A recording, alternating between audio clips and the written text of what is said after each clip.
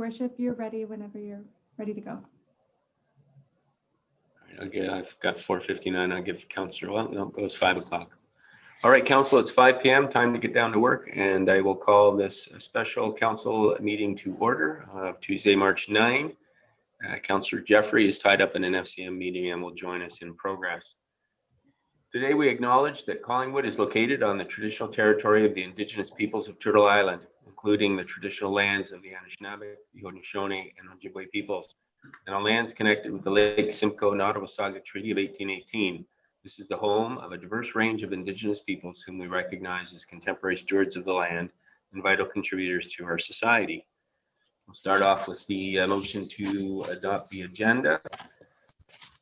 Look for a mover and seconder. Go ahead, Councillor Berman. Thank you, Mayor Saunderson. Can I ask that a notice of motion section be added to this, please? Okay. So we'll now read, I'll read it and then I'll look for a mover and seconder. Be it resolved that the content of the special council agenda for March 9, 2021 be adopted as amended. Can I get a mover and a seconder, please? Moved by Councillor Madigan, seconded by Councillor Hamlin.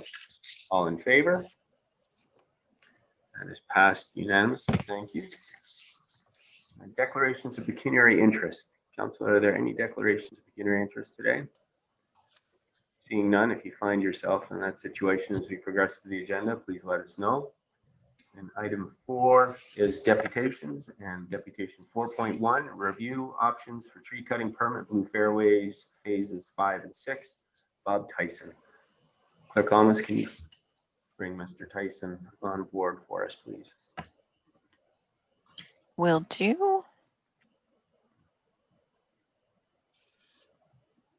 Hello. Hello, Mr. Tyssen. We can hear you. We don't see you. Are you planning to do video? Yeah, I see myself on the screen. Is your video switch on or the stop video? I believe so. Let me integrated camera. Like I can see I see myself pop up there. Here, you can't see them. No, we got you now. You're waving at us. All right. Okay. Go ahead, Mr. Tyssen. You have 10 minutes. Oh, okay. You want me to start right now? Sure, please. Yeah. Okay. Well, thank you. Thank you for inviting me. And I brought a few pictures. So the first picture is the Cranberry Golf Course, hole number 7, the fairway number 7. And I just want you guys to remember the pictures, and then we'll get to the proposal in a couple minutes. Okay, so think of what, and this is from their website. So how they advertise. Okay, so enjoy around beautiful trees and the mountains in the background. Next slide, please. This is a picture I took just a couple days ago of an older development, Briarwood, on the 8th fairway. So this is a typical treed buffer between the development and the fairway of the golf course. Okay, next please. These are the 2 apartment buildings that McPherson are building right now on Cranberry East, and there will be 2 identical buildings to this that are on the 5th fairway. So you'll see it from picture number 1, where I showed you the 7th fairway. You'll actually see these apartment buildings instead of that forest. Next slide, please. This is the 14th fairway. So this shows the McPherson townhomes that are, basically the tree line was clear cut, and the townhomes were placed directly on the fairway rough, and that's what we would like to avoid. And that's my dog Zeke, by the way. Next slide, please. I apologize for the orientation, but this is just a view of the 18 acres, the existing Atoka Trail, and the golf course holes around it. Let's go on. We won't spend much time on that. This is and you guys know this, you're familiar with this. This is the McPherson 18 acres, the site plan. So it shows pretty much, wall-to-wall units. Next slide, please. This is a section of their landscape plan, because in Adam's Adam Farr's email, McPherson had said that they had already exceeded the town's 30% tree canopy threshold. And as you can see, those circles are tree lines, and they're actually mature tree lines, so that's another issue. But you can see there is no 30% tree canopy here at all in the site plan. So I just want you to be aware of that. If I was to give it a percentage, it would be less than 10, and that's only when the trees mature. But let's go on, please. And this is just a map view of the Cranberry golf course.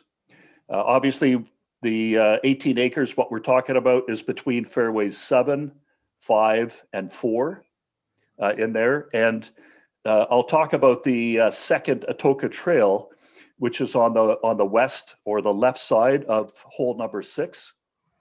And the first or the East Cranberry Trail, you can see the existing Atoka Trail, but it's being replaced with the Eastern Atoka Trail, let's call it, which runs along fairway number 4. And I'm proposing a second trail on the left or west side of hole number 6. Okay, next slide. Well, that's a lot of words, but I'll try and cut to the to the chase here. I believe the public should be involved in the site plans before they get approved. And I know that's not the current policy or law or whatever, but because apparently the only public input is before zoning, and there's no details known at zoning. It's all just zoned as R350 residential. But when you see a site plan, that's when you can come up with some very sound reasoning for why things should be done a certain way. So first off, I'd like to say thank you to I think it's over 4,700 signatures now that have signed the petition to stop the clear cutting. Now, I know that's not an issue, and we'll get to that later in the agenda, because you guys aren't going to consider, I believe anyways, you're not going to consider the clear cutting proposal anymore ahead of site plan approval. But really, that's just a short-term issue. The longer term, the more important issue is, what do we do long-term? And I think it's very important that we come up with a plan that we need to develop. There's no doubt about that. We have a population target to achieve. I think I've heard 50% growth in 10 years or something like that for Collingwood. So obviously you can't do that with zero development. So there has to be development, but there should be responsible development that balances the needs of nature and the town with your developers. So we talked about tree canopy. I don't think there's anybody better to defend the tree canopy. And actually, you guys have that.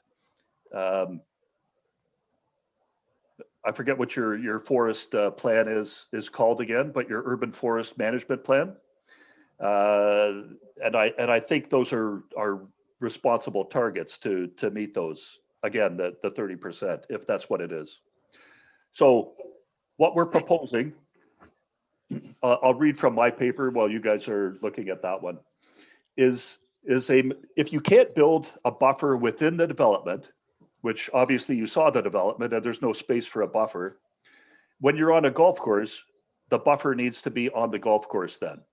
So the older developments, they had a buffer, but there is no buffer today in those areas. So we're asking McPherson to plant trees on the roughs of the fairways, and I've listed the holes there. Okay, and I've given you a local arborist recommended certain trees, and we would like a 30-foot wide buffer, but that may not be possible because of golf course design and cart paths and everything like that.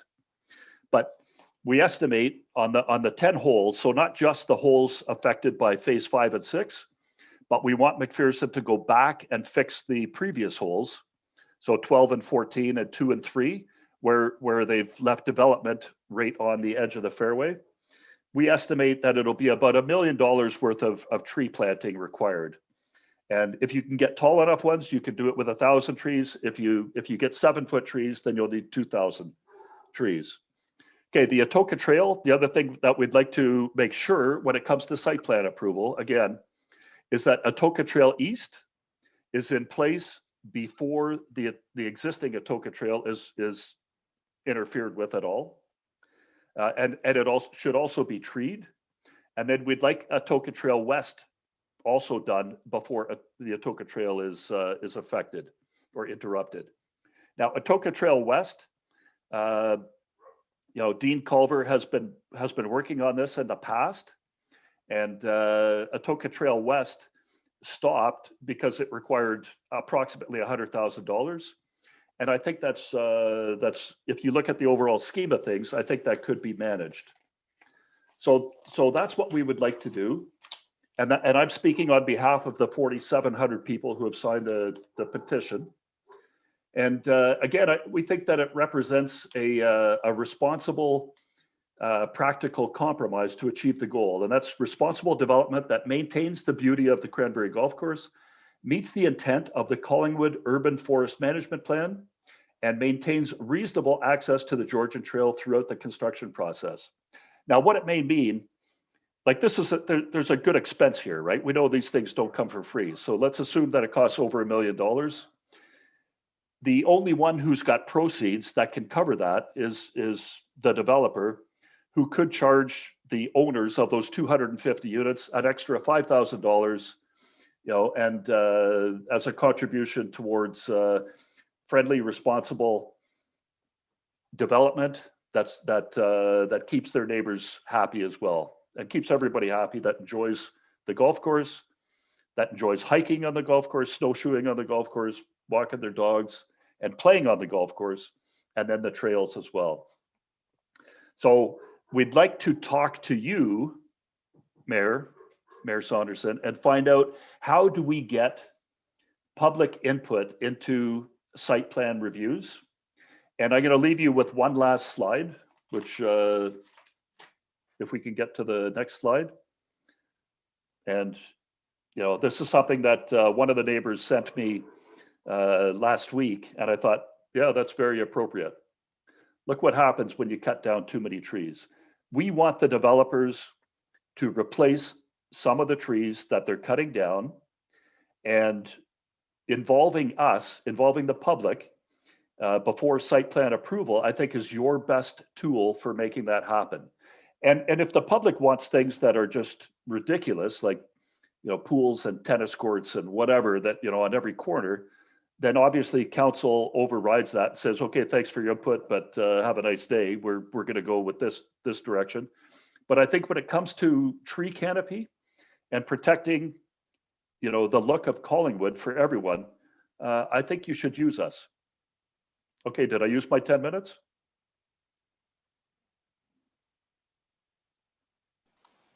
That's 10 minutes. Just a little over 9 minutes there, Mr. Tyssen. So thank you very much. Good timing. And council, any questions for Mr. Tyssen today? Seeing none, thank you very much, Mr. Tyssen. Okay, thank you. Comments in your presentation. Thank you. Thank you. I see that Councillor Jeffrey is able to join us.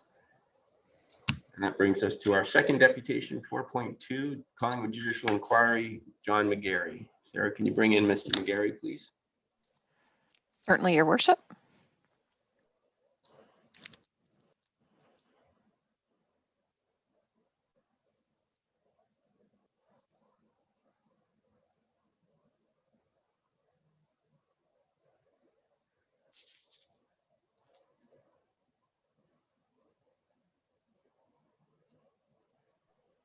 Mr. Megarry, we can see you. Can you hear us? Yes, thank you very much. Okay, welcome. The floor is yours. You've got 10 minutes. Go ahead. Thank you, Mr. Mayor and Council. I'm grateful to Council and to you for the opportunity Yes, I do. We can hear you. Can you hear me okay now? Yeah, we can hear you. Yeah. Are you having issues, John? We can see and hear you. Yeah, I'm hearing an echo and a delay. Oh, I think I know the problem. Yeah, hold on. I know the problem. There we are. That should be better. I had the Zoom open, or the YouTube open. So I'm grateful to you and for the opportunity to speak today, because I believe there was an attempt to silence me and others with the sudden scheduling change last week away from the posted Strategic Initiatives Committee meeting, which allows reasonable public access, to a council meeting with very limited opportunity for comment. I had hoped to be able to personally question our former CAOs in a committee setting, and I suspect the change was made precisely to prevent that. I'm not a procedural expert, but I would guess that this was initiated by the mayor and supported by a majority of councillors. We have had several instances recently of sudden scheduling changes, cancellation of committee meetings, and back-to-back council meetings that limit true public input. Shame on those councillors who supported this, and kudos to those, and I believe there were some, who stood up for free speech and transparency. These shady maneuvers are hardly in the spirit of our much vaunted new post-judicial inquiry, Collingwood accountability and transparency that you all speak so much of. And may I say at the outset that I'm very disappointed that there is to be yet another in-camera council session on the JI today. There have been far too many of these, and far too much of Collingwood Council's business conducted in secrecy. It has now been 4 months since the Morocco report was handed down, and we still have not seen the often promised, never delivered, open public meeting that would allow Collingwood residents to weigh in on the JI. It's now looking like you don't ever plan to allow one, and that is shameful indeed. I hope that Messrs. Brown and Amin are on board for this meeting, as I have some questions for both of these gentlemen that I hope they will take on board and reply to. In a spirit of courtesy and transparency, I yesterday provided copies of my questions to the clerk and the CAO and asked them to forward copies to both for their consideration. I'm not sure that happened, as there was no acknowledgement of my request.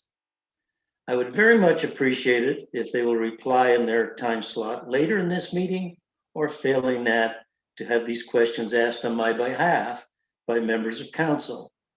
And a transcript of this deputation was mailed to councillors just as this meeting started today. So, my questions for Mr. Brown. 1, last week, lawyer Mr. McDowell told council that he had been in meetings with Collingwood since 2015. I think he misspoke and meant 2016.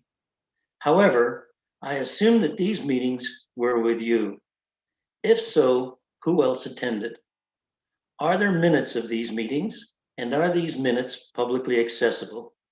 I do not believe they are, and so these could properly be termed secret meetings. We do know that council was never apprised of their existence, so begs the question, who was? And I hope you can tell us. 2, there are more than 50,000 lawyers in the province of Ontario. How did you happen to select the most uniquely qualified and experienced lawyer in the entire province in the field of judicial inquiries? Mr. McDowell having participated in at least 3. Were you directed to Mr. McDowell, and if so, by whom? Mr. McDowell's firm, Lenksler Slack, has to date billed Collingwood in excess of $1.5 million. So it was indeed a lucky and lucrative day when you contacted him for that first meeting. 3, when did the prospect of a judicial inquiry first enter your discussions with Mr. McDowell? 4, there is no public record that a judicial inquiry was in consideration during your tenure as CAO. Was council ever informed of that possibility in a secret in-camera session? 5, during your tenure as CAO, was there ever any significant discussion of the potential cost of a JI? If so, what magnitude of number was discussed? 6, why was the town's formal procurement procedure never followed in the selection, retaining, and subsequent payment of over $1.5 million to Mr. McDowell's firm? Why is there no public record of this? 7, on the 30th of April 2018, Mr. Brown, you spoke to council publicly and in camera, and you warned them that Mr. Amin's cost projection was too low. What figure did you suggest was more appropriate? How was that information received? And questions now for Mr. Amin. Sir, upon your appointment as CAO in October 2017, were you briefed on the possibility or likelihood of a JI? If not, when did that consideration first enter the conversation? 2, did you continue the secret meetings with Mr. McDowell? Who else attended? Are there minutes? And who else was briefed on these meetings? Because we know the council was never notified. 3, it is on the public record that the Chief Justice of Ontario warned you about the high cost of a judicial inquiry. She provided you with an accounting of the Mississauga JI at $8 million, which you failed to share with council. Having that knowledge, however, you told council on the 30th of April 2018 that it would only cost between 1.4 and 1.6 million. How could you have got this so ludicrously low, given that the tab currently sits at over 8 million, more than 5 times your original estimate? 4, just days after Resolution 042 was passed, Deputy Mayor Saunderson told us that the JI would cost 1 million. Consequently, did you feel political pressure to deliberately lowball your projection to conform more closely with his lowball number? 5, on 10 June 2019, you informed council that the tab had already hit 2.3 million and projected it would go to 4. Why was your projection again so sadly low? And again, did you feel pressure to lowball? 6, there is no public record of council ever discussing the pros, cons, or cost of a JI before passing Resolution 042. Was there ever fulsome discussion in camera? And what cost projection, if any, was council given? 7, you were CAO when Resolution 042 was proposed by Deputy Mayor Saunderson, seconded by Councillor Mannikin, passed by the Deputy Mayor and 4 members of council. Why was there no public prior notice of that resolution, and consequently no opportunity ever provided for public input before embarking on this massively expensive odyssey? Looking back now, do you feel that was acceptably transparent procedure? 8, Mr. McDowell's firm has to date billed Collingwood 1.4 million for the JI, plus cost for the pre-JI secret meetings, plus costs for his post-JI meetings.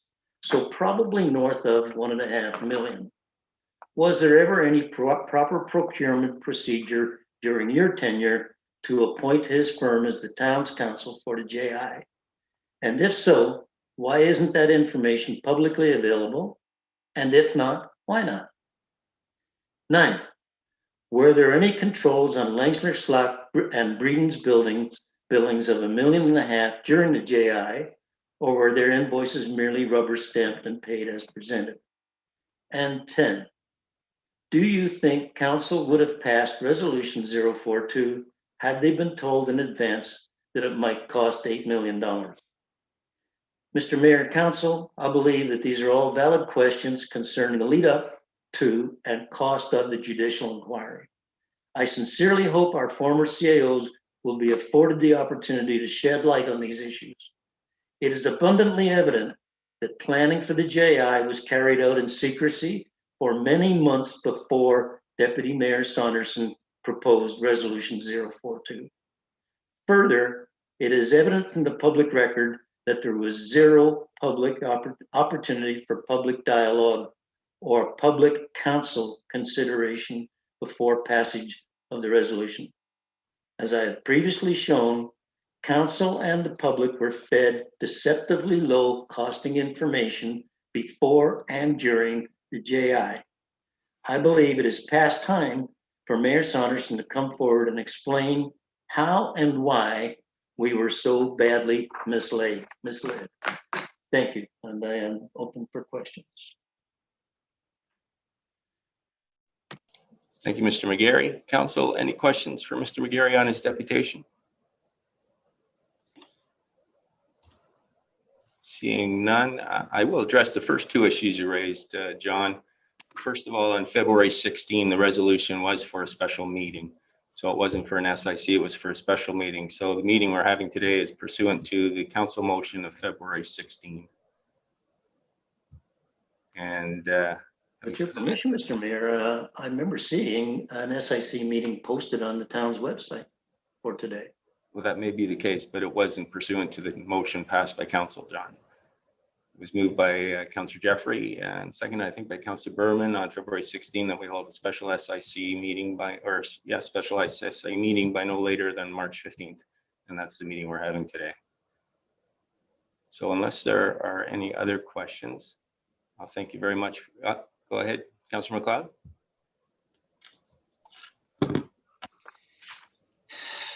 Thank you, Mr. Mayor. I am having a little bit of trouble controlling my temper at this moment. So what I will say is the following. Mr. Megarry, this meeting was not changed for you. It had nothing to do with you. And I back up the mayor on that. I was one of the members of this council who signed a petition in order to have this meeting changed to a special meeting, as was requested at the meeting that where it was requested and directed by staff to have a council meeting and not a special SIC. So please rest assured, it had nothing to do with you and no one is trying to silence you. And quite frankly, I do take exception to the aspersions that you were casting on this council. And I have a very difficult time sitting here while my reputation and the reputation of my fellow councillors is being besmirched. You have offended me greatly, and I will leave it at that. Councillor Berman, you had your card up. Yes, thank you, Mayor Saunderson. I think I can get staff to clear up a few things. Mr. Megarry talks a lot about secret meetings, and I remember before the new people, before this council took office, there was a really good explanation by the clerk that was posted on the town's website about the process of in-camera meetings, because there was, I'm sure most of us remember, a false narrative about how this goes about. I just wondered through you to the clerk, is that explanation still up on the website? Or if not, could you maybe possibly send it to Mr. Megarry so he understands how things come about going in camera? Clerk Thomas. Certainly through your worship to Council Berman. We can see what's posted on there, but it is a very specific exemption that provides for in-camera purposes. So if that's not there, we can make sure that it's posted and can send Mr. Megarry that information as well. Okay, that would be great. I feel a little deja vu that we're explaining how this process goes. The second thing I wanted to clarify, and forgive me, Mr. Megarry, I have a lot of your stuff in front of me, so I might not be reading the most recent thing that you sent. You wrote that the town's integrity commissioner should be investigating how this JI was allowed. And again, maybe through you to the clerk, my belief would be that Mr. Megarry could file a complaint with the integrity commissioner, but I stand to be corrected. Are you able to answer that question? Clerk Thomas. Sorry, certainly through your worship, the question was regarding the integrity commissioner. Could somebody file a complaint with the Integrity Commissioner about the judicial inquiry process if they wanted to? Or is there a time factor there? Or Yes, there is a 6-week time factor regarding the process. okay. Thank you. And 2 more clarifications. I'll need you on the first one, please. The issue about censorship, and I know from the bevy of emails he's talking about the consent agenda stuff. I just wanted to clarify the consent agenda. I mean, it's different in every municipality. It's not a requirement of the Municipal Act to have a consent agenda, let alone how it appears. So to simply try to get some of staff's information correct on it is we're not doing anything that we're not allowed to do. Is that fair to say? We don't even need to have a consent agenda by the Municipal Act. Is that correct? That is correct. Okay, and then I won't put you on the hot spot for the 4th clarification. If I may go through you, Mayor Saunderson, to the CAO.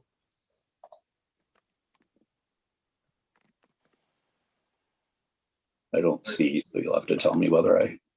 Yep, CL Skinner's here and we can see you, so go ahead. Okay, great. So there was, I didn't feel like debating the night of that motion, but really it was a simple thing to correct 3 pieces of information that would be provided by staff. I just wondered through you to the CAO if, in your opinion, do you think that the motion that was passed that night in any way causes or enables censorship? Now, I know that's an opinion, but I'd like yours if you wouldn't mind sharing it. CL Skinner. Thank you. Through you, Your Worship, to Councillor Berman. Just to clarify, you mean the resolution that was passed about correcting factual errors on the consent agenda, items Yes. that were on the consent agenda. In my opinion, it does not cause any censorship. The substance of that resolution was that if something had been posted that was in contradiction to a fact that was already on the town website, so something that had already been posted, that a councillor, if they wish to, would be able to notify staff and just get a clarification of whether that was in fact a fact. And while it does undoubtedly cause some staff time, should council, as the governor's direct that was a good use of that time, it would not restrict anyone's opinion, but just simply clarify facts that had previously been posted. Thank you. Thank you. That's great. I hope that helps with some of Mr. Megarry's misconceptions, and that's all I have. Thank you. Thank you, Councillor Berman. Councillor, any other questions or comments? Mr. Megarry, you have a comment? Thank you, Your Worship. First to Councillor McLeod, it is a fact, Councillor, that there was an SIC meeting scheduled and posted on the town's website. And it is a fact that SIC meetings do allow for less formal resident comment and input, which is really not practical, failing, a pre-approved deputation in the full council meeting. Further to the issue of integrity commissioner, I did ask to file an investigation by the integrity commissioner. However, there is a very short statute of limitations, and clerk almost said, I can't remember, it was 6 months or 6 weeks, but either way, we're well past that time frame in looking back at how the original resolution was negotiated and passed. Go ahead, CL Skinner. Thank you, Your Worship. And I did wish to clarify something with Mr. Megarry. The resolution from council was clear about the meeting being a special meeting for the chance to ask some questions of the former CAOs. We did in error send out an invite for a special initiatives committee meeting after having surveyed members and the former CAOs for time availability, but that was just an error on our part that I'd like to, staff part, that I'd like to clear up and make clear that it is, what we're having tonight is in line with the public resolution on this issue that was passed by council. Thank you. Thank you, Sonia. All right, seeing no other questions or concerns, thank you for your time, Mr. Megarry. Thank you. And that brings us to item 5, which is the Collingwood Judicial Inquiry discussion. And first up, we have former CAO John Brown. John, welcome. Hi. Go ahead. You've got the floor. Oh, and did you want to make some comments? Well, yeah, you're open to make any comments in open session, John, and then I can open up to council for questions. Okay, sure. So anyway, I guess initially I'd like to say that you know, the purpose of a judicial inquiry really is to get understanding information, and the report that we received is an excellent but a very expensive report that should never have been necessary, in my opinion. We all now know what happened and the impact that it's had on the town financially and reputationally. And I think it provides a very sound basis for council to decide the next steps it may want to take in terms of addressing the issues arising from the report. So I think council got a very good report, and it was very expensive, and it should never have been necessary, but it was. And that's kind of all I'd really like to say at this point. Thank you, John. Council, questions or comments for Mr. Brown?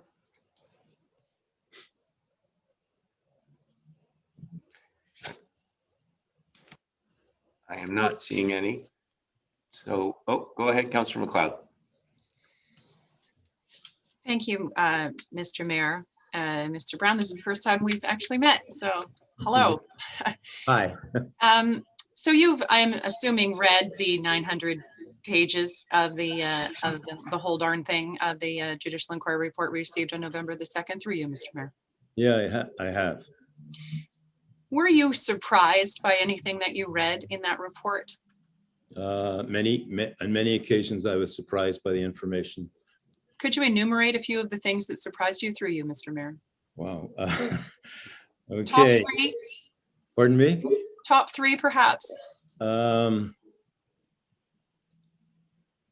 just surprised that there was the level of just the depth of what happened in terms of decision making and information that I guess got changed or manipulated, or I was surprised that the town didn't have the records that it needed. I don't know what would have happened in the future if you know, after 5 years, you know, we had nobody's any idea what, you know, the plan, if any, was at that time going forward. There was no records. There was no institutional memory of what happened. There was no value of the utility. So there's many other things, but it all ended up in the town, I think, being in a very precarious situation. And I think that was very unfortunate. Thank you.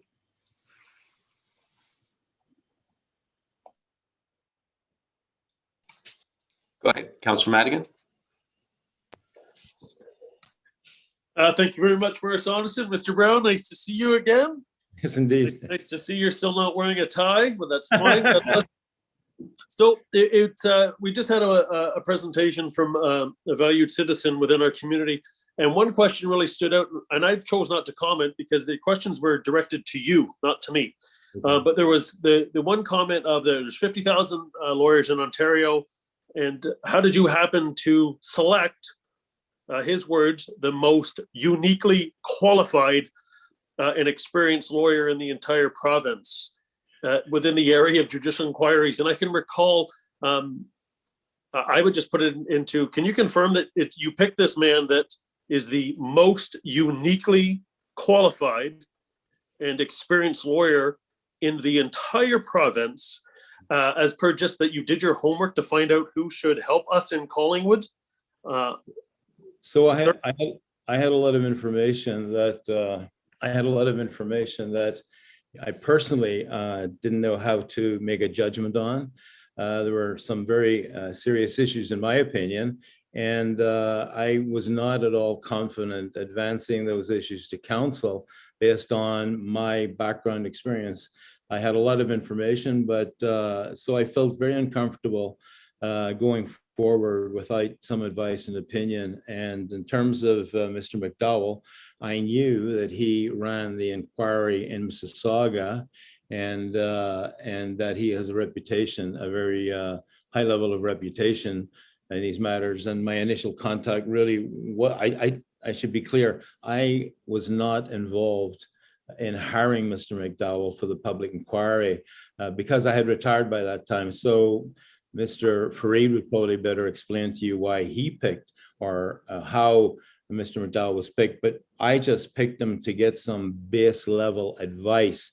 Does this situation look like it should be one that is understandable, or in his opinion, do you think more needs to be done to clarify the situation? So he well, without getting into solicitor-client privilege, he met my expectations, which then enabled me to raise the matter with council.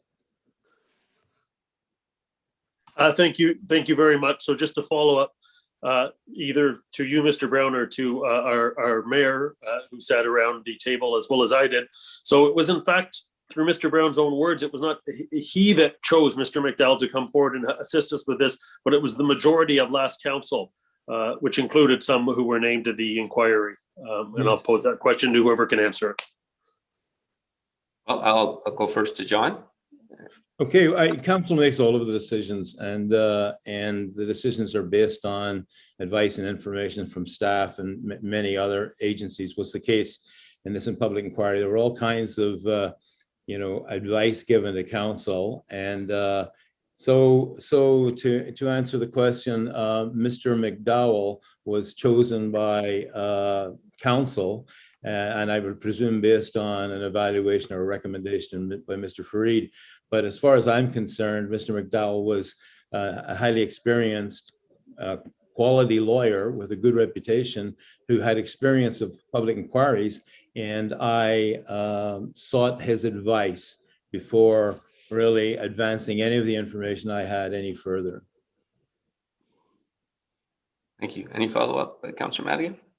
No, thank you very much. It's nice to hear it explained quite clearly that it was council who chose, the majority of council, even those that were named in the inquiry. So thank you very much, Mr. Brown. Nice to see you again. Hopefully enjoying your retirement, and I appreciate you coming out tonight to do this. Thank you very much. Thank you. Thank you, Councillor Madigan. Councillor Berman. Thank you. I have one question for Mr. Brown, but I'd like to have a question through you to the current CAO first, if that's possible. Go ahead. Through you to CAO Skinner. I'm not sure how much you can say because I wasn't on the council that Mr. Brown served, but the CAO, you have the right or the authority to get legal advice, maybe up to a certain amount of money or something like that. That doesn't have to go through council. It's at your discretion. Could you please explain what I'm trying to say? CAO Skinner, good luck. Thank you, through you, your worship.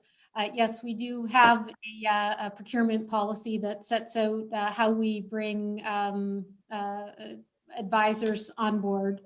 And typically what will happen is that we will have, we'll put out a public request for proposals for different types of legal advice. And that procurement policy has changed in the last number of years. I think there was an update in 2018 that made it more transparent to report non-standard types of procurements. So if we, the way that the procurement policy works right now, if staff needs some specialized advice that's not through the regular lawyer that we have tendered for, We can do that up to a certain threshold, so about $2,500 without further competition. And there's another couple of thresholds for advice that are set based on dollar amounts. They might have been a little different back in 2016 or 2018. But that's generally how it works. And we do often, especially since once we've set up the competitive procurement or an assignment, do talk often with lawyers to make sure we have the background to bring thoughtful and balanced recommendations to council.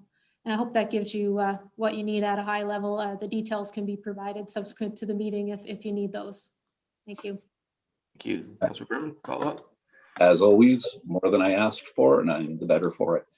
Now, through you to Mr. Brown, please, Mayor Saunderson.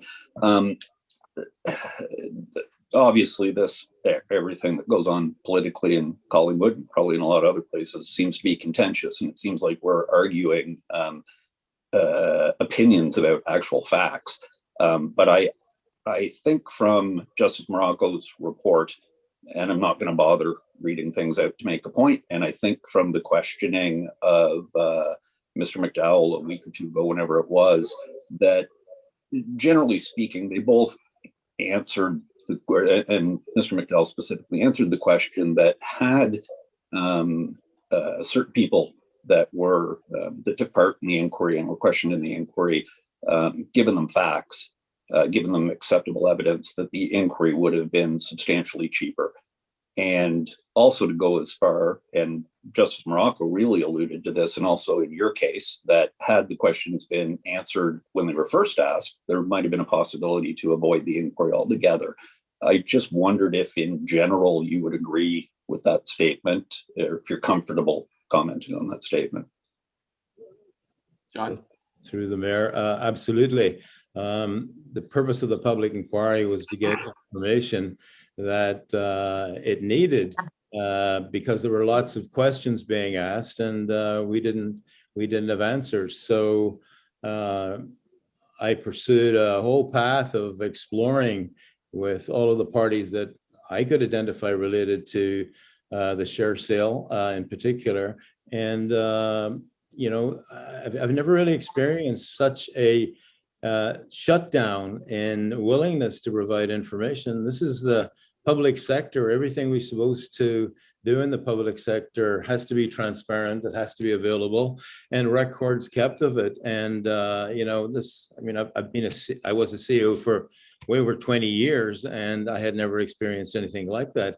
And I went to companies that were involved. I went to people that were involved. I went to boards and committees that were involved. I went to individuals that were involved, and I went to people who knew directly information that, for reasons that I can't explain, weren't in a position to give me information. So, you know, virtually every avenue that I tried to get information from was closed. I mean, a consulting company, I had an argument with their lawyer asking for information, and they refused to give it to me. And this was something I had never experienced before. So in the absence of that information, a public inquiry was the only way these questions could be answered. And this public inquiry answers those questions. Yeah, if everybody if the information had been made available, in all regards, and people had been willing to share information and explain what happened, there would have been no need for any public inquiry. In fact, you know, we would have been in a much better situation reputationally as a town, and also financially, if the information that was available had been disclosed to me. Any follow-up? Through you, Mayor Saunderson, thank you very much. And I was a resident when you were the CEO of the town, so this will be the only opportunity I will likely ever have to say thank you for everything that you did. Thank you. Go ahead, Deputy Mayor.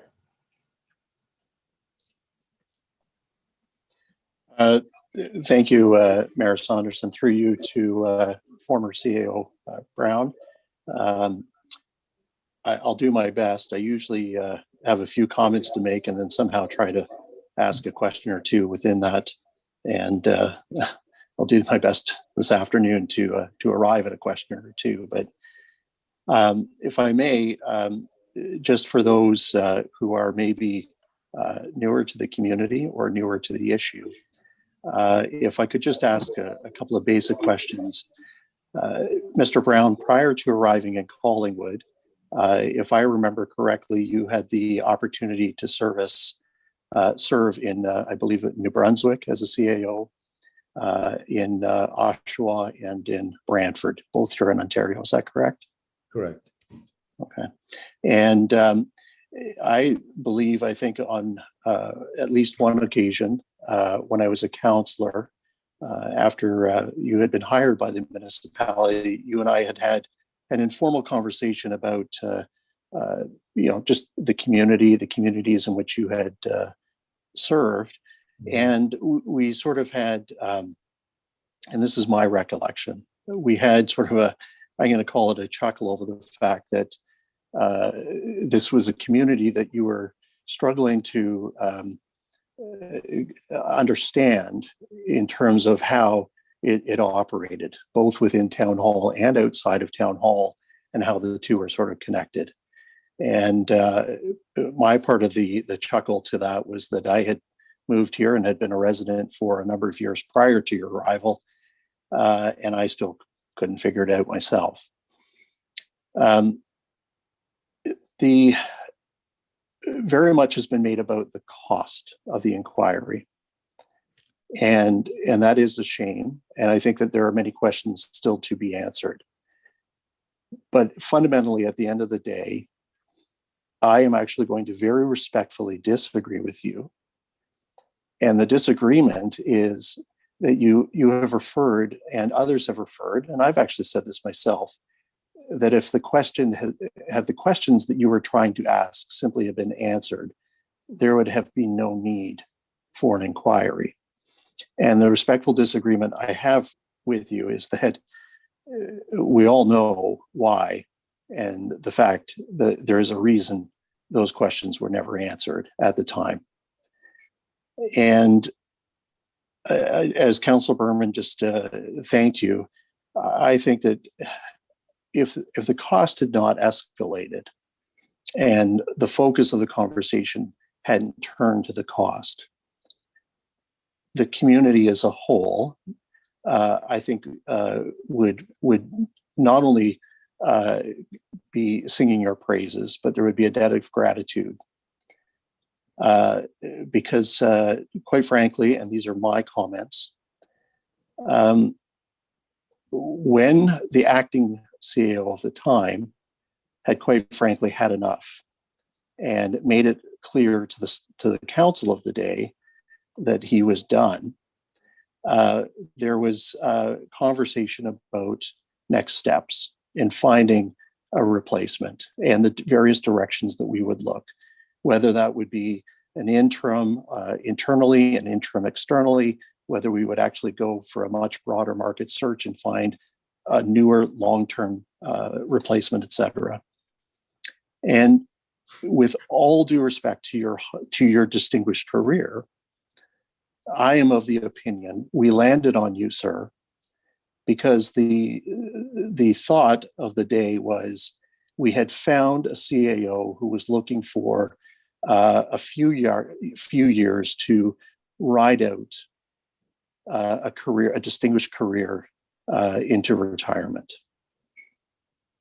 Much to the surprise, I think, of several, what they quickly learned is that they found a CAO who was far from retirement, who had a distinguished career based on asking tough questions, determining what was best for the municipality as a corporation, and wanting to know the very corporation who had hired you, how it operated.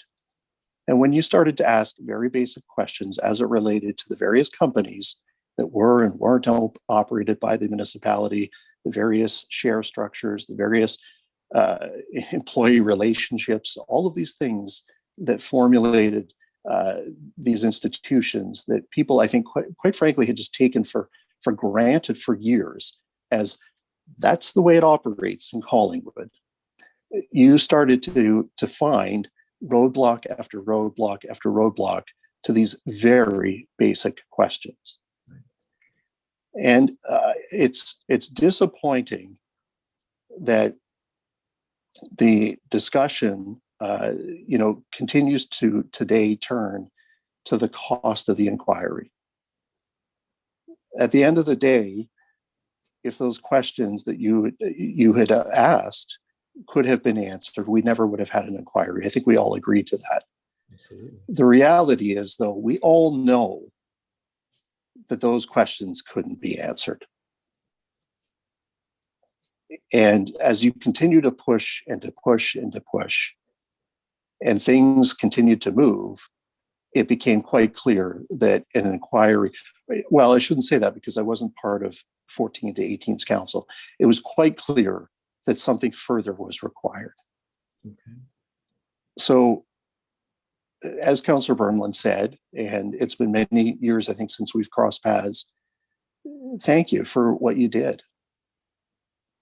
Because one of the most frustrating things that I find, and I laugh about this, is I moved to a community I love. I married into a family. My ex and I are not together, and we haven't been for years, but I still have an excellent relationship with that family that goes back 5 generations at least. Both my boys were born here in Collingwood. I've served on council. I'm now serving as deputy mayor. I'll never be considered a local. Mm-hmm. And one of the things that always bothers me when I talk to people in the community is when you constantly hear that's always the way it's been done in town.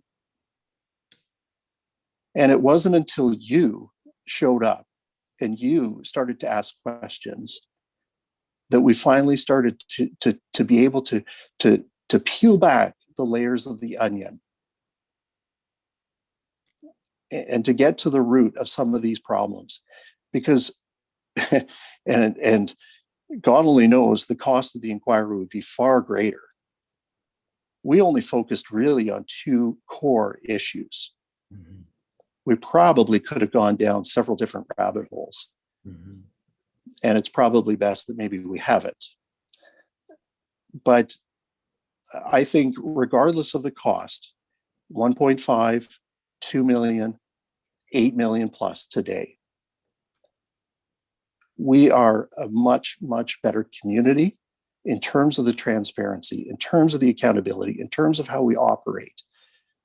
And there will be many people who move to this community who will have never heard of the inquiry, will have never heard of the past stories as it relates to the share sale of the original Collis Corporation, the recreation facilities, et cetera, et cetera, et cetera.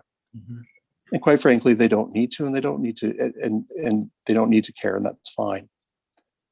But we all owe an indebtedness of gratitude to the fact that we can know comfortably or confidently that the door to the past is closed and the door to the future is wide open. And when I look at all of the exciting things that are happening within our community, many of those things are taking place without even a recognition or an acknowledgement that people who are spending money, investing money in the community are doing so because they have a level of trust and accountability. And they can see that from the institution, from the town of Collingwood.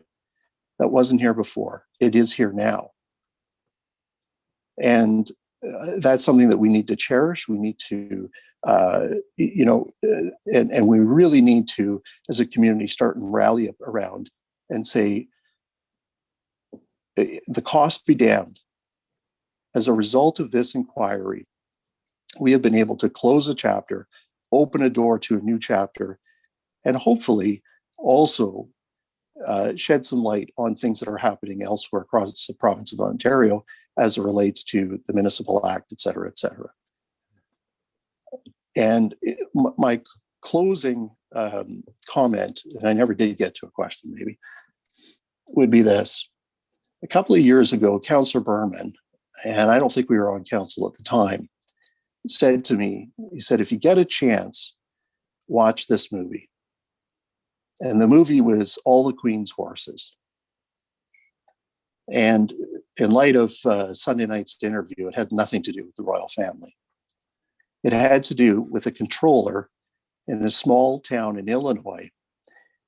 And this town has two claims to fame. One, it's the birthplace of Ronald Reagan, President Ronald Reagan. And two, it's home to one of the greatest white-collar crimes in public service. And for those who are concerned about the cost of this inquiry, I would encourage those people to take the opportunity for 2 hours to sit down and watch this movie, because I think it sheds great light in terms of perhaps what you were going through, Mr. Brown, when you were the CAO, and it sheds great light as to what's happening across this country and North America.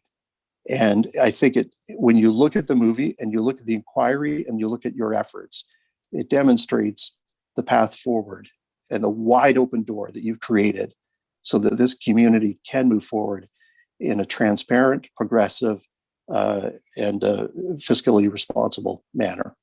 And for that, I owe you a debt of gratitude. Thank you.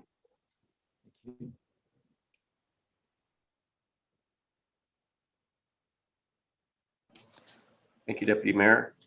Councillor, are there any other questions or comments for Mr. Brown? Go ahead, Councillor Doherty. Thank you, Worship. And hello, Mr. Brown. Nice to see you again. And I don't have so much an interest in asking questions as I do just want to make a comment. And I want to pick up on some of the things that the Deputy Mayor said about what the culture was in this community, and in particular around Town Hall prior to 2014. And I recall sitting in your office and discussing with you some of the things that you had learned and your incredible frustration at trying to get to the root of some problems that appeared to have evolved as a result of the sale of Collis and later the purchase of the two leisure buildings. And you said to me, I have never worked in a community where so many people thought that they could run Town Hall without being elected. And, you know, I had been here for quite a bit longer than you had, but, you know, I knew it to be true. And it was a joke and people laughed about it. And you did not accept that. And I think what saddens me today is that this judicial inquiry has put an end to that kind of culture in this town hall, I would say, for once and for all, based on all of the controls that we have put in place and procedures and bylaws and policies.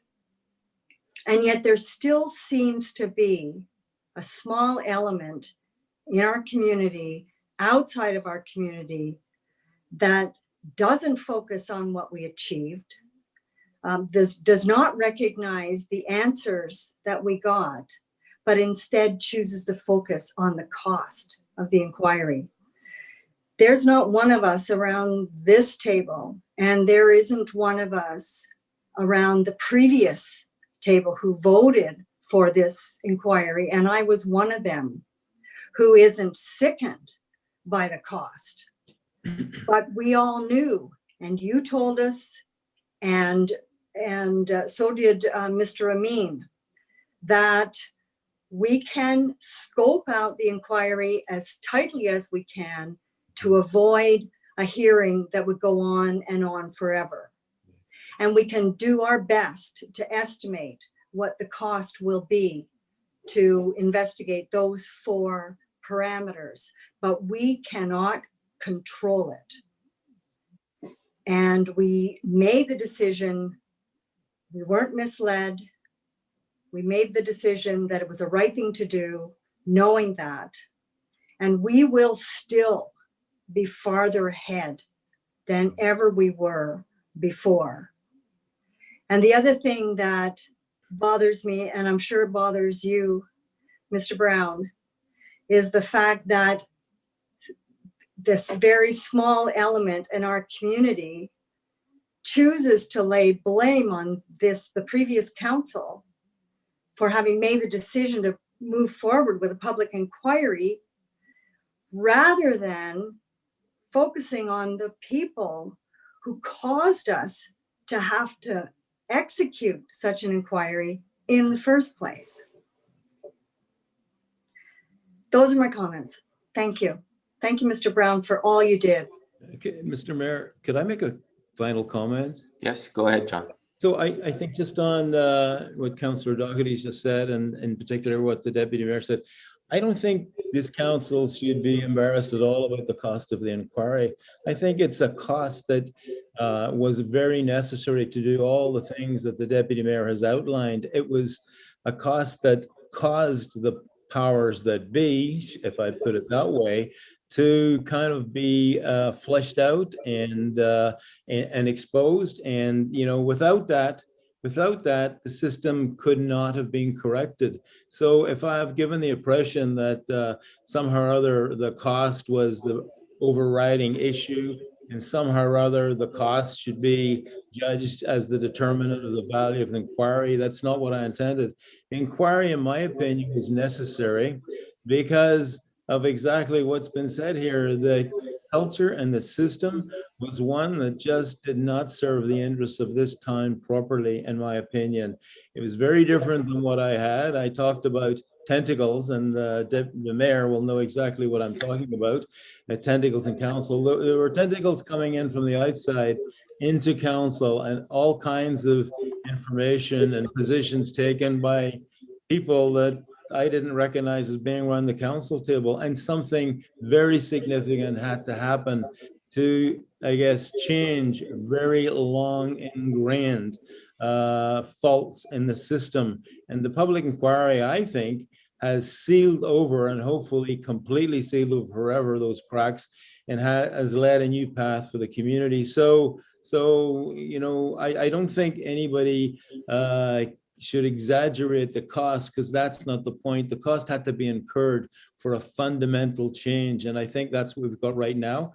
I came here just like the deputy mayor, and I stayed after I retired. I didn't leave. This is a great community, and I think the council that voted for the public inquiry did a great service to the future of this community. And I, you know, see, you know, I wouldn't, if I was on council and I voted for it, I would be saying, we've now got a path. It was challenging, it was expensive to get it, but we absolutely and fundamentally needed it. We couldn't stay the way we were. So hopefully I've corrected that impression. The inquiry was necessary to change, and the town is already changing.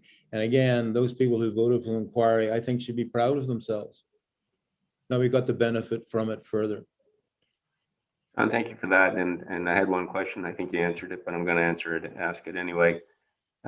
Going back to the 2014-2018 council, we were on a quest to see the value for money. We looked at a value for money for the shared services agreement. We were looking at a value for money of our town operations and the way we did business at town hall. And given everything you said, if I asked you if we got value for money on the judicial inquiry, what would your response be? Absolutely. That I read through every page of that inquiry. You know, it was long and tedious to read it, but my goodness, you know, it's such a quality document. You certainly got value for money there. And you didn't just get a lot of information we didn't have, which was not really the sole purpose of the inquiry. We found out where the system was fundamentally incorrect, and we found a way to change that. And the town has since that time made lots of changes towards that new direction, and you've got a path forward. So the inquiry absolutely was value for money, and I've been involved in value for money audits other places. You got huge value for the cost of that inquiry because you got a new town, you got a new direction, you got a new municipality out of it. That's what you got, and that's worth the money in my book. John, thank you very much for coming today. Thank you for all you've done. I think I recall from your testimony that you said that your Collingwood job was the most difficult of your career, and we're thankful that you saved the best for last. It absolutely was the most difficult for all the reasons that I think the deputy mayor outlined. It just, how does it work? I couldn't figure it out for a long time, you know. So anyway, I'm pleased to have done it, and thank you very much for your comments. Thank you, John. All right, Sarah, we have Freedom in lined up. Certainly, and through your worship to former CEO Brown, we'll just turn your video off and we'll keep you in here for later in the meeting. And we'll join Freed now. Okay, thank you.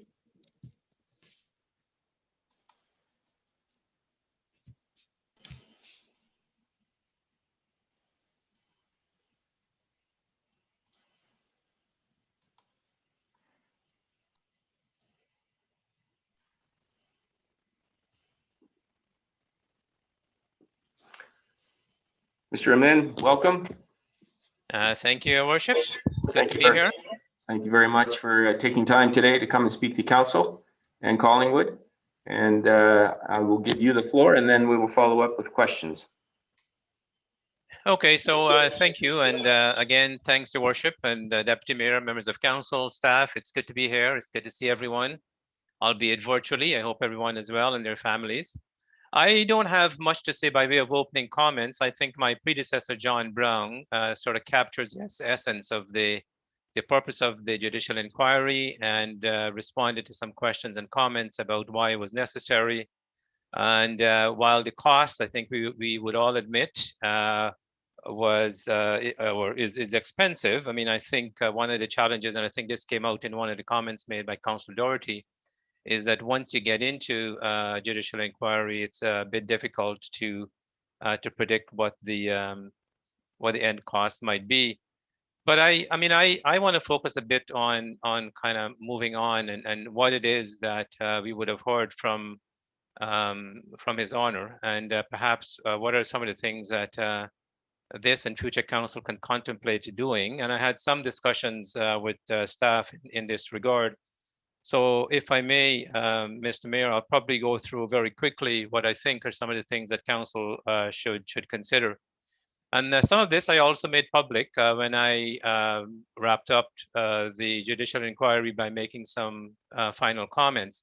I did suggest to His Honor that it might be appropriate for us to contemplate putting in whistleblower protection. And this is not something that is relevant, I believe, for the town of Collingwood, but I think it's relevant for many municipalities to look at ways of ensuring that public servants who observe and see things that are going on, but don't feel empowered or don't feel that they have the ability to be able to speak up, should have an avenue to be able to make those concerns known. I've always maintained that sort of we are the custodian of the public purse. And when things like this happen, I think staff and others should be given the opportunity to provide their comments in a way that perhaps doesn't compromise their position within the municipality.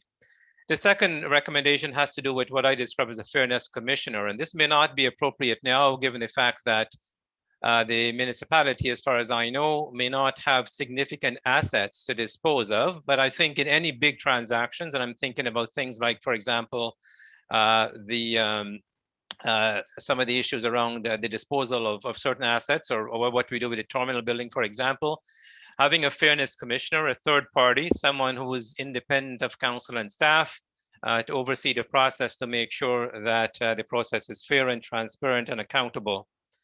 The third one has to do with what I describe as a cooling off period.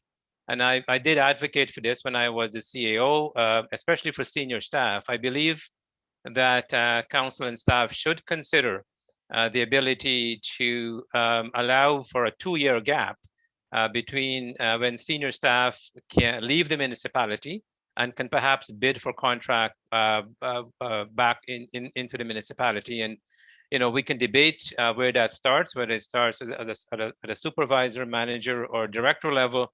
But I think that's a recommendation that we should sort of, or the council should sort of think about. The fourth one has to do with organizational changes. And I think we've seen some of this in the recommendations that His Honor made in the report, which is currently some of the accountability and transparency officers within the corporation report in to individuals within the corporation. You may want to take a look at that and see whether or not those reporting relationship needs to be managed. Fifth has to do with greater transparency and accountability. And again, this is in the age of technology. I think we should find a way of ensuring that the public can see where it is that money is being spent. And this again goes back to the judicial inquiry, who's meeting with whom, what kind of expenses are being incurred. And that sort of information, I think, should be transparent and publicly available.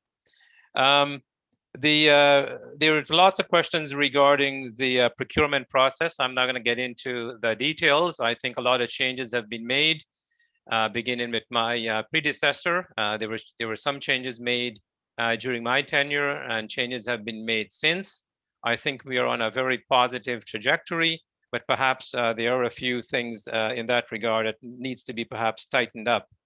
The seventh recommendation has to do with institutionalize some training for both staff and members of council. And I know that we do this on a more sort of ad hoc basis, but I would recommend that there should be more of an institutional training embedded in the organization, and in particular for certain senior staff. So there are certain core courses and core foundation programs that I think our staff needs to be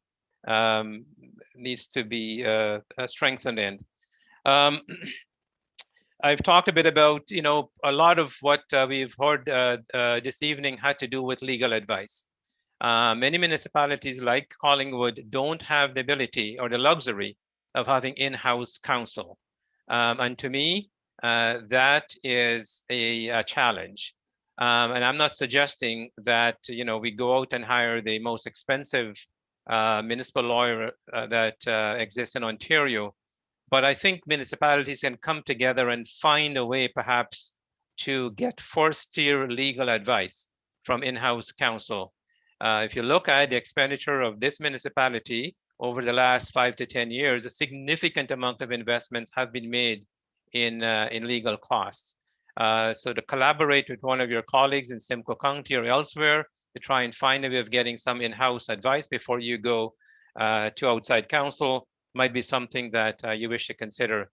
And then the whole idea of going to the province to try and get legislation amended to reflect the recommendations of the commission, because as both elected officials and staff said this evening, many of the recommendations that came out of the judicial inquiry have implications province-wide.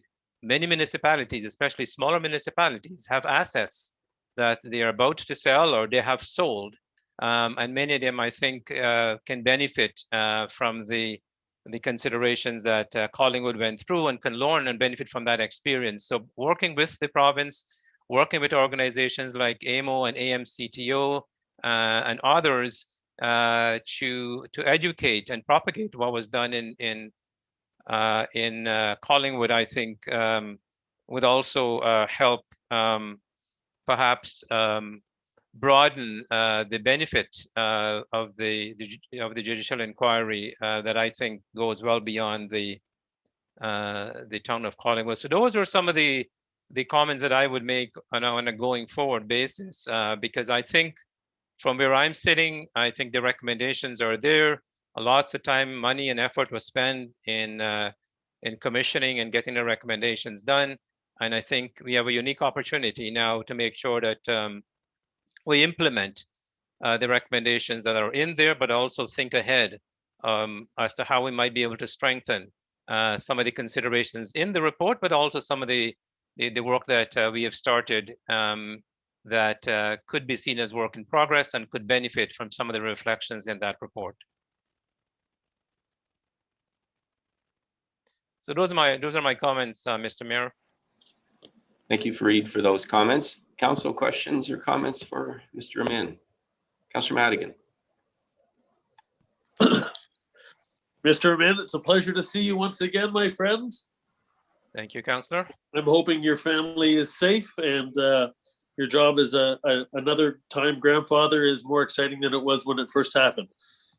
That being said, we had a presentation earlier from a gentleman, and in your long and illustrious career within Ontario, as well as businesses, he brought up a question about conformity, and if you felt the pressure political pressure to estimate these numbers low.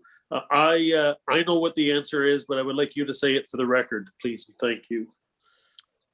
Well, at the time of making the recommendations, I mean, I should preface my comments by saying that, you know, as staff, we bring reports to council with options. And, you know, once council make a decision, our job is to implement those recommendations. So everything that we do or we did in Collingwood was based on council direction and was based on the directions we receive from council. The estimates that were included in the initial report that went to council was an estimate based on the information that we had at that time. So it was our best attempt to try and provide council with an estimate of the cost of the judicial inquiry. There were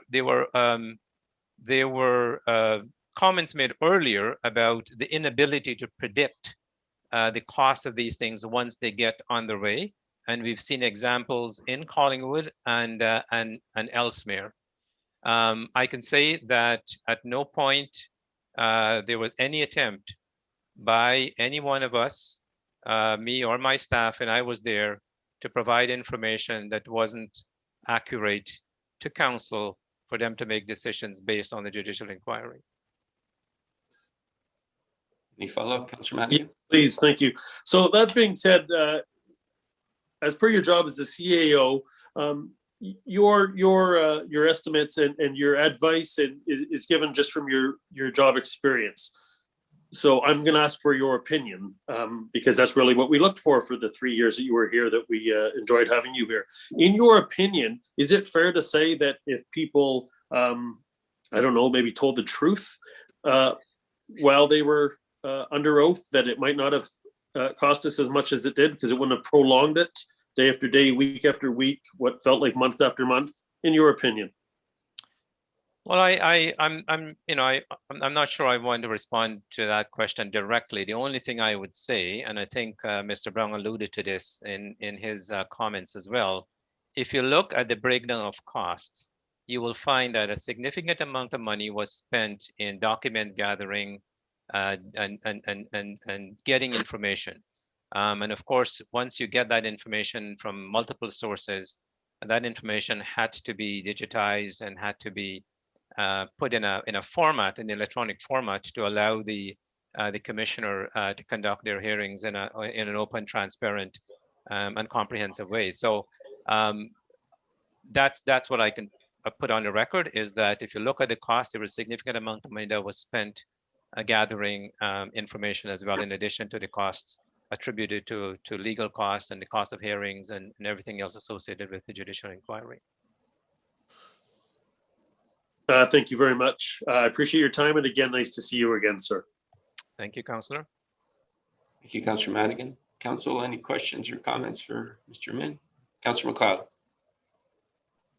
Thank you. Through you, Mr. Mayor, to former CAO Amin. Nice to see you again. One of the 306 recommendations that was included in Justice Morocco's report had to do with the tenure of CAOs. I can't remember which number it was, but yeah, in the mid 200s. Yeah. and how CAOs in communities like Collingwood and indeed municipalities across Ontario really ought to stay with the municipality for a maximum of, I think it was 6 years, I think was the recommendation. Could you speak to that and what your opinion is on that?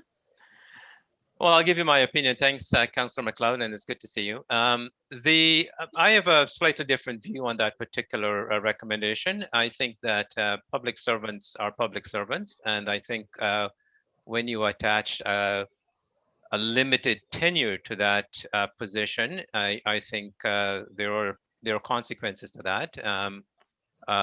We've seen across Ontario that there are many public servants at the provincial and municipal level who have served well and served with distinction for over decades. And sometimes, as you know, many projects take a long time to get done. And we've seen that, not necessarily in Collingwood, but we've seen that in some local governments where projects tend to go through electoral cycles. And sometimes projects are changed based on the elections.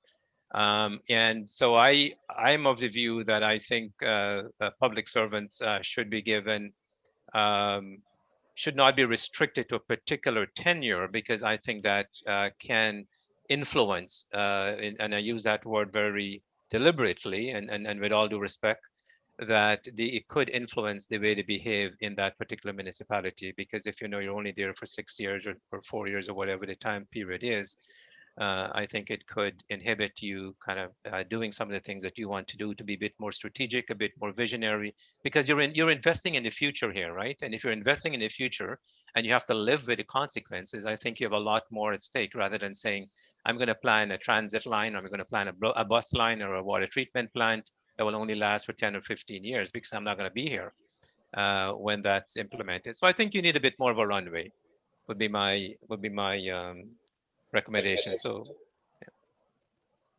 Follow up, Councillor McLeod. Yes, thank you. And through you, Mr. Mayor, I'm glad to hear you say that, because that particular recommendation rather confounded me, and I couldn't figure out. I don't agree with it either, and but I'm trying to understand, and perhaps because you've had more experience in these matters, why you think that recommendation was made and what the benefit of such a limitation would be.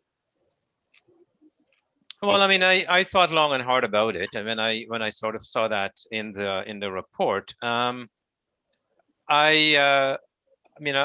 I'm not going to put myself in the judge's shoe to sort of interpret why that recommendation was made, but I think some of the considerations may have been to provide some certainty to a CAO. So because, and I don't want to revisit history, but we know what happened in Collingwood, where the CAO was sort of quote unquote let go after a fairly limited period of time that she was in that position.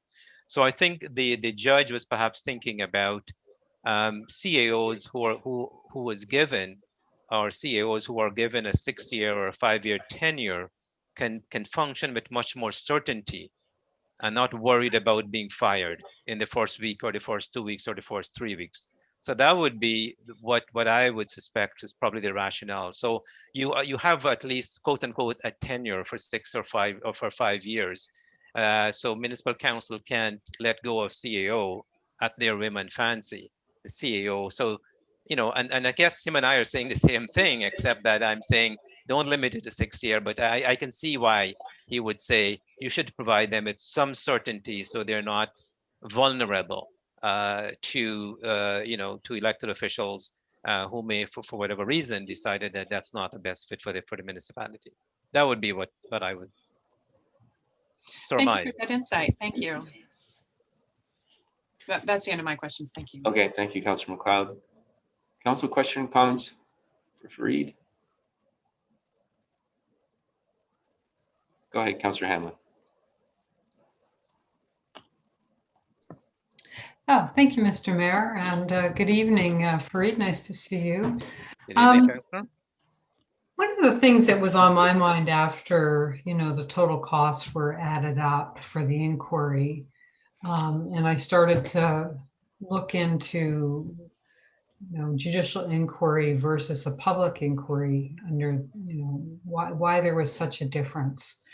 And I asked Mr. McDowell when he was speaking to our council a few weeks ago, this question, and I'd sort of be interested to know, whether this is something that you took into account or whether you think we should be going to the province with what I see as a major frustration with the process.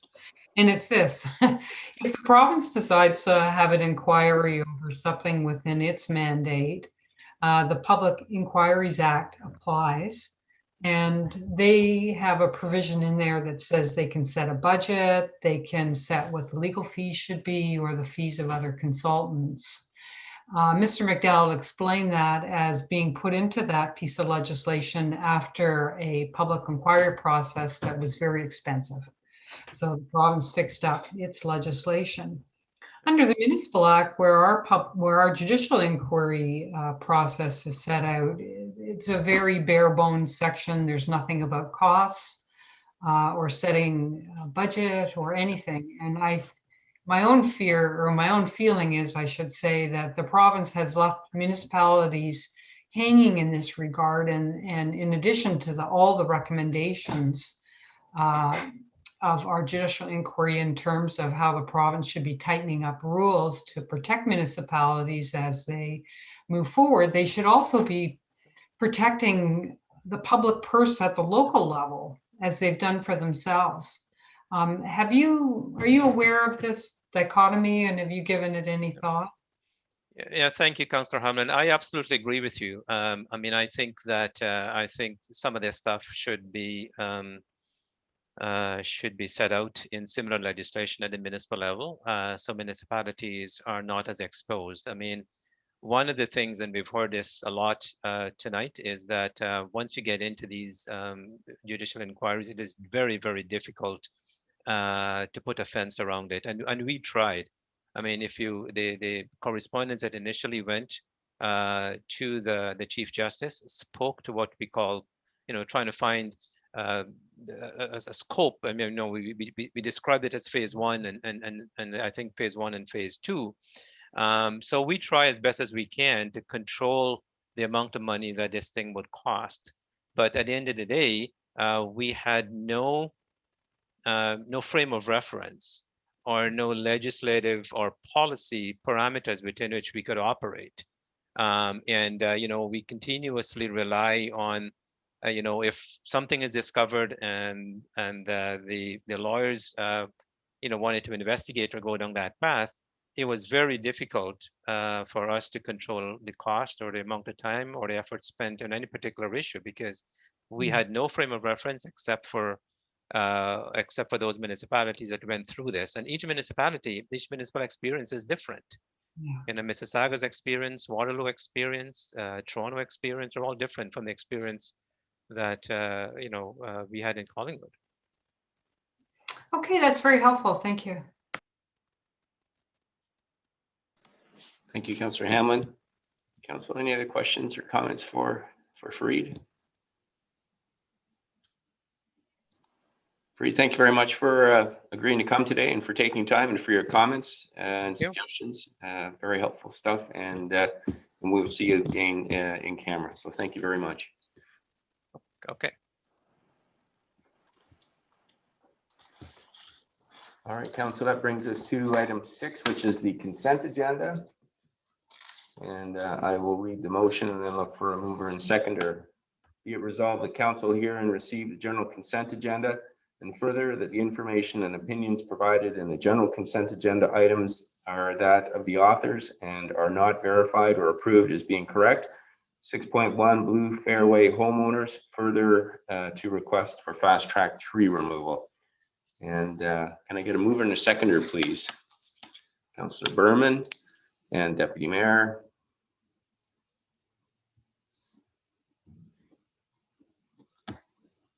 I will call to receive it, and then I'll ask if anyone wants to pull the single item on there tonight. So all in favor? That is carried unanimously. Thank you. And does anyone want to pull the single item on the consent agenda? Seeing none, then we will move to staff reports. Item 7.1. which is P 2021-4 application for permit to destroy trees, Blue Fairway Phase 5 and 6, Cranberry Trail. And this was deferred from the February 22nd meeting. I will look, I think, do we have a presentation from Director Farr? Thank you, Mr. Mayor. I'll just wait a moment here to bring the presentation up.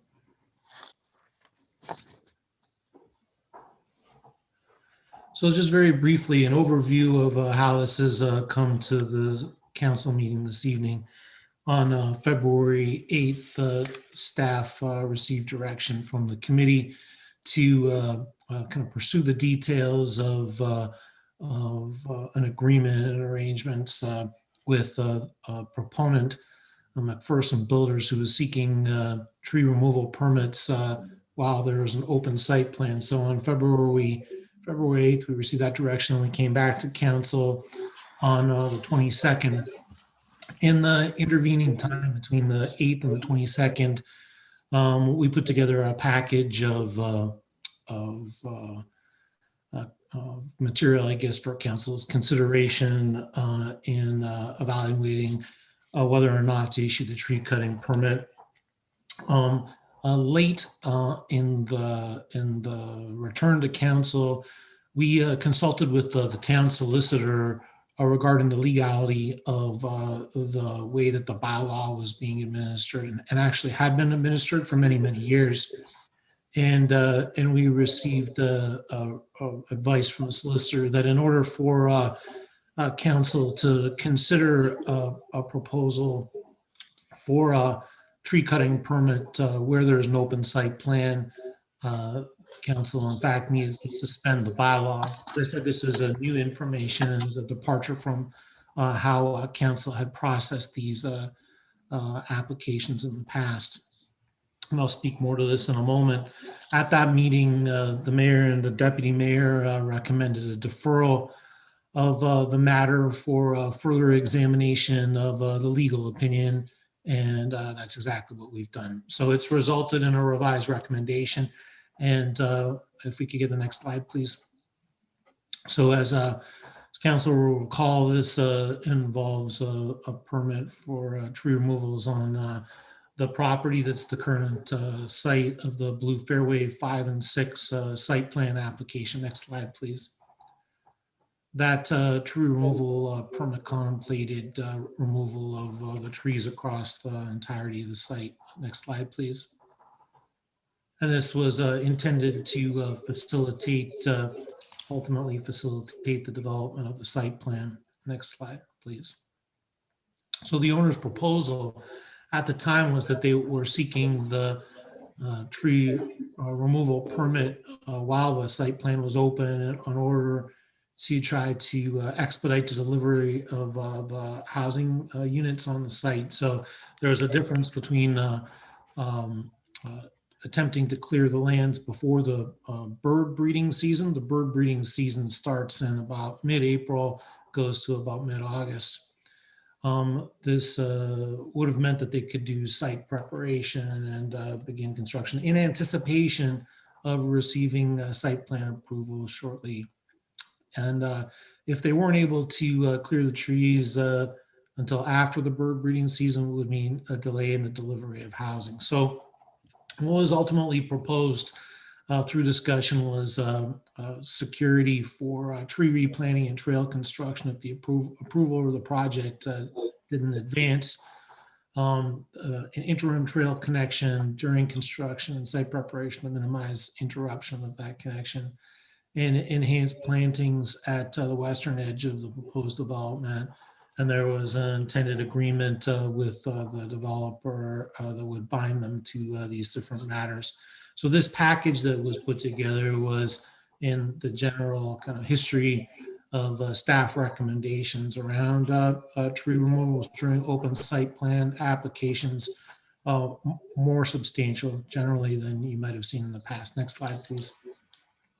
So the status of the site plan was a factor in staff's original recommendations insofar as the site plan has gone through 2 submissions and we're waiting for a 3rd submission. We'd received an ecological study with a tree removal permit lands are designated and zoned residential and form part of a draft plan approved subdivision. Next slide, please. So when we brought it to council, we brought it to council in the same fashion that this had come before council many times prior. And that is on the basis of the following: the tree cutting permit can't be issued, or among other things, there's an open application for site plan. It says that right in the bylaw. And as such, under the appeal mechanism that is in the bylaw, staff brought the matter directly to council. And the applicant provided their application. As I said, this has been the course of action many times in the past. Next slide, please. So on the legal review, we received the results, and very specifically, and I do appreciate as a staff member the deferral that was issued, because it did allow for closer examination of this and to support our review of our original recommendation. And that is the tree bylaw has provisions, specifically 6.4, that say a permit shall not be issued generally where there's an open site plan that has yet to receive final approval. And so there are appeal mechanisms in the bylaw. One of them says that council has the same powers as the director under the bylaw. So this is the instrumental section here, specifically the wording that council has the same powers as the director. What that means is that council, by the interpretation of the solicitor, is bound to the same restriction that applies to staff under 6.4. It doesn't have some sort of superseding authority within the bylaw. And so therefore, the appeal route is not a route that can be taken with the bylaw being in effect. And so the result of that was that in order for council to consider this tree removal request, the bylaw actually had to be suspended. So on the basis of that legal opinion, staff are recommending that tree removals be dealt within the scope of the bylaw, and that this matter not be considered by council at this time. And that concludes my presentation. I'm glad to answer any questions. Thank you very much, Director Farr. I think what I'll do is read in the motion, get a mover and seconder, and then we can ask questions on the presentation. Be it resolved that staff report P 2021-4 application for permit to destroy trees, Blue Fairway Phase 5 and 6 Cranberry Trail be received, and further that a tree cutting permit in regards to application P 11121 filed by McPherson Builders for tree cutting on the lands known as Blue Fairway 5 and 6, where there is an open site plan application, round bracket file D111619 and bracket B, processed in accordance with the town's tree bylaw 2012-84, and therefore not be considered by council at this time. Can I get a mover and a seconder, please? Councillor Doherty and Councillor Berman. Council questions or comments? Go ahead, Councillor Hamlin. Thank you, Mr. Mayor. I have a question and then some comments to see how it goes. So my first question through you to Director Farr. Our deputant this evening on this matter suggested that, I don't, are you hearing a feedback? No. Okay, anyway, suggested there was, you know, an unfairness to the process where we have site plans coming forward independent of zoning bylaws. And of course, if it's a zoning bylaw application, there is a mechanism for public input. If there's a site plan, there is not. And I know this was how applications have been dealt with historically in the town. And I'm just wondering, have you changed that process with new applications coming forward? Director Farr. Mr. Mayor, Councillor Hamlin.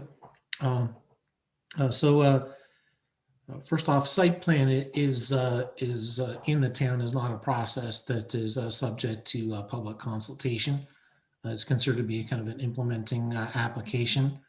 And Mr. Tyson's correct that zoning is typically the area where there's a public forum for considering developments.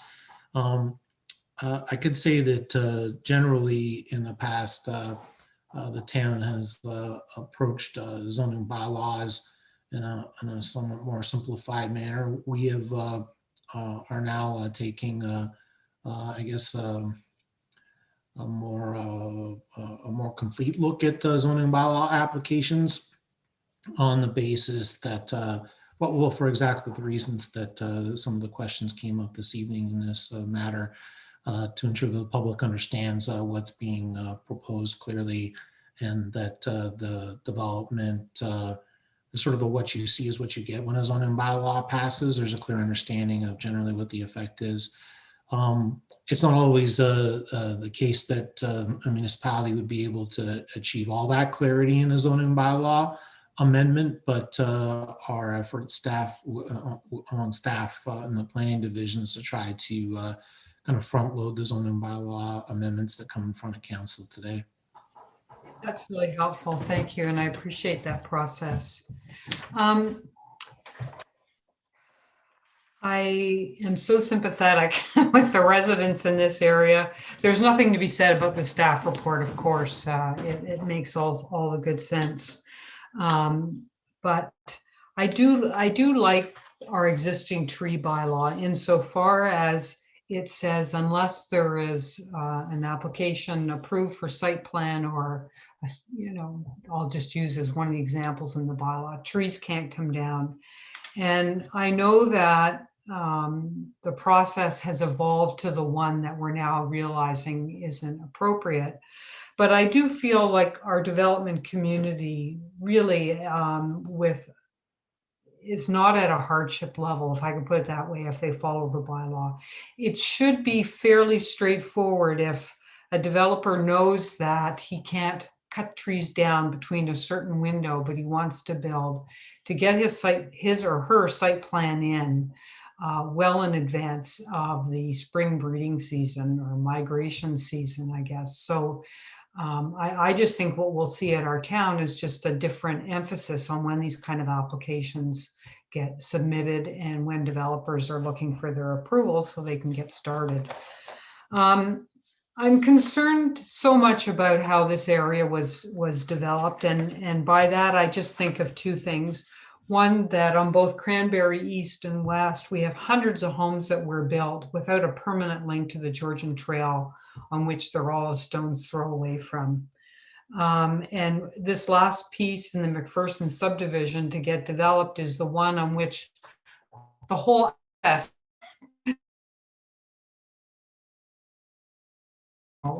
our approach to having links to our communities. But I am very disappointed, and I appreciate the concerns of this community to be in this position. And also the other thing that strikes me, because I've been down there a few times since this matter has come before us, just to, walk the trail and have a look, as we all do.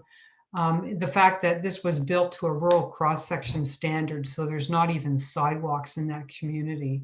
And my comment on that is I hope we don't see any more developers coming forward with that kind of approach.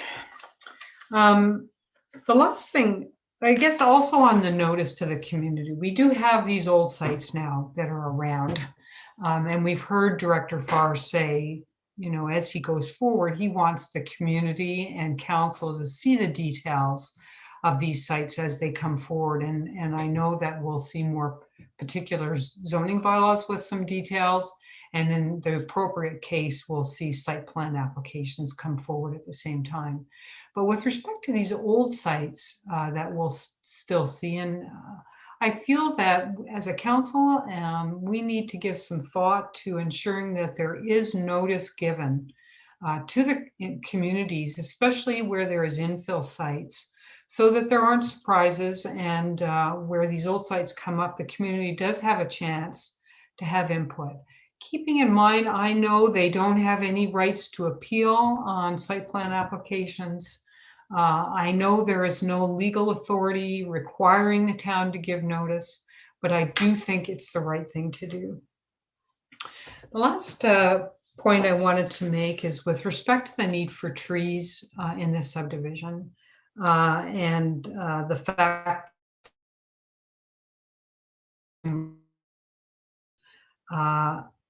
layout of lots that's proposed. As we know, we've been lucky enough to have a benefactor who's making a substantial donation of money so the town can plant trees in our community. Some of her wishes have extended not only to our private residents being able to have trees, but also she's mentioned, wouldn't it be wonderful if some of our newer subdivisions could have trees? And so really, my last bit here is really a question for Director Culver, or maybe he's the Executive Director, Culver still acting.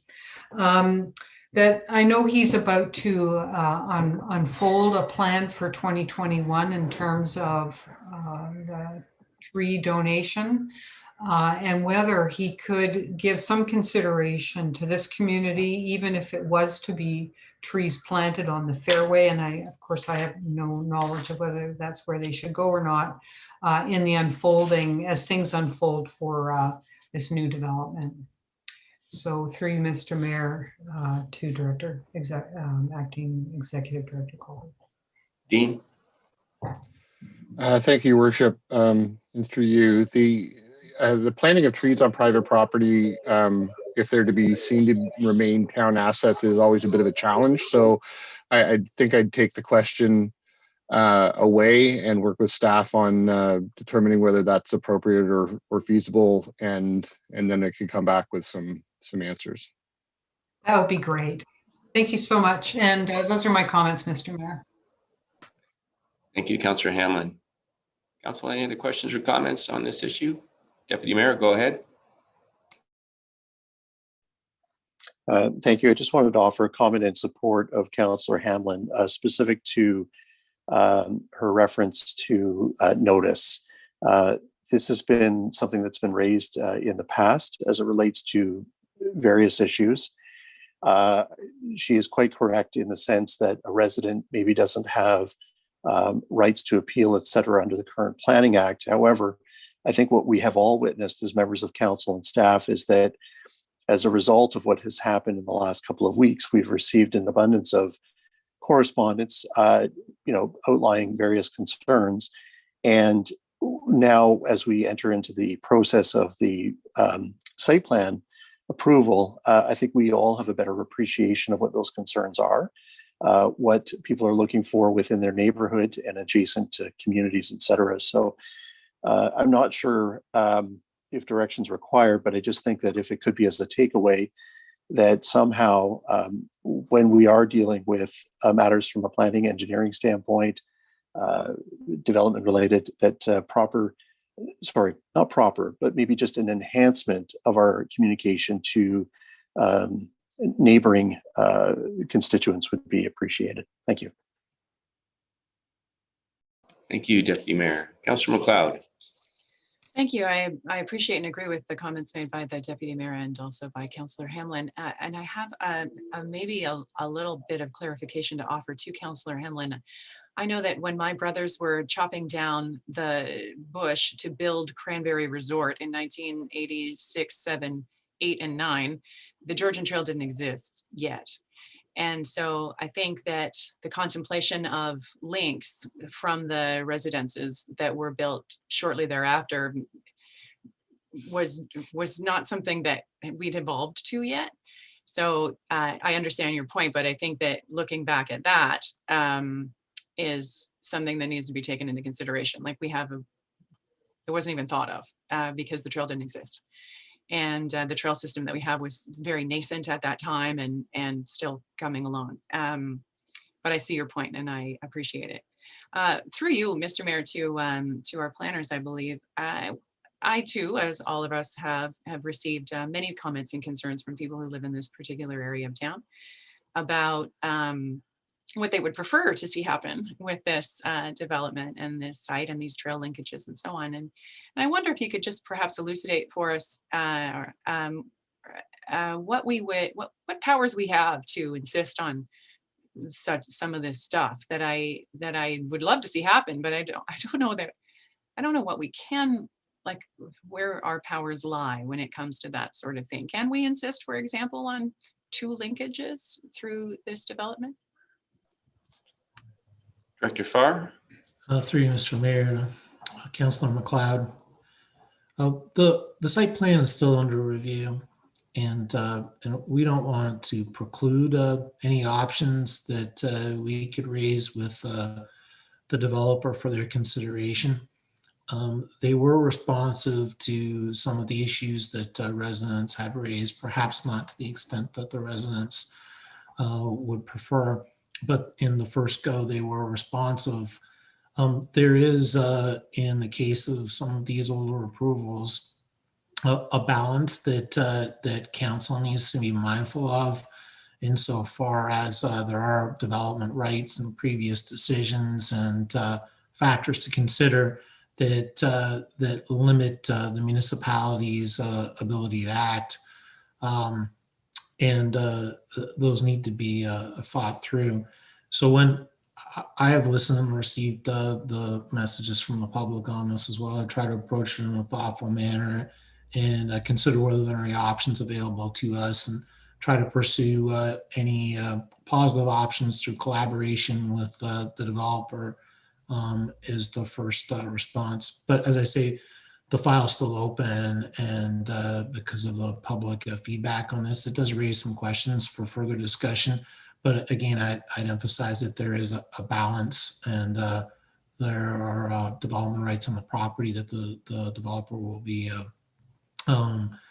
will factor into whatever decision and latitude they have to move forward. But yeah, I do want to keep an open mind on this. Thank you so much. Thank you, Councillor McLeod. Any other questions or comments, Council, or can I call the vote? I think we're ready to go then. All in favor? And that is carried unanimously. Thank you. So we will add a new section 8, notices of motion, and I am aware that there's a notice of motion, and I will turn it over to Councillor Jeffrey. Thank you, Mayor Saunderson. Back when we amended the motion for this special council meeting, we deferred decisions with respect to next steps for staff.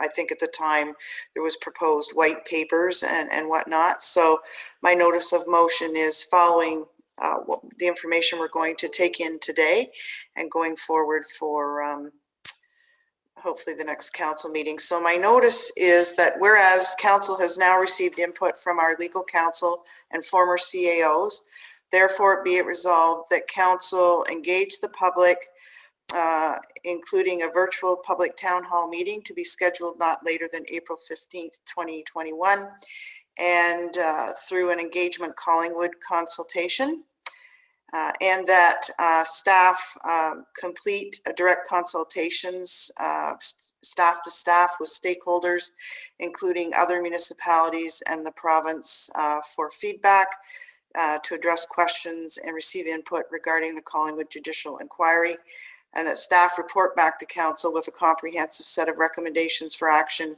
no later than April 30th, 21. Thank you, Councillor Jeffrey. So that will be included on the agenda for the coming meeting Monday, March 15th. Thank you. And that brings us to item 9.1, the in-camera. I'll read the motion.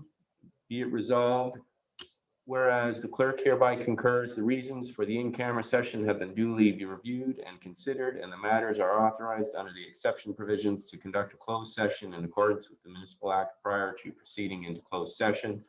Therefore, be it resolved that this council proceeds in camera in order to address a matter pertaining to 1, the security of the property of the town or local board, items B and C. 2, personal matters about an identifiable individual, including town or local board employees, item A. 3, litigation or potential litigation, including matters before administrative tribunals affecting the town or a local board, item A. 4, the receiving of advice that is subject to solicitor-client privilege, including communications necessary for that purpose, items A, B, and C.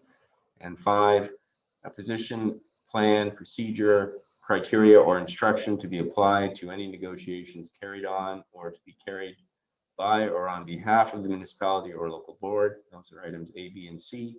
And the items for discussion are A, Collingwood Judicial Inquiry, B, water capacity, and C, servicing allocation framework. Can I get a mover and a seconder, please? Councillor Berman and Councillor Jeffrey. All in favor? That is carried unanimously. Thank you. It's now just coming up 7, so I suggest that we meet in camera at 7:10. Thank you.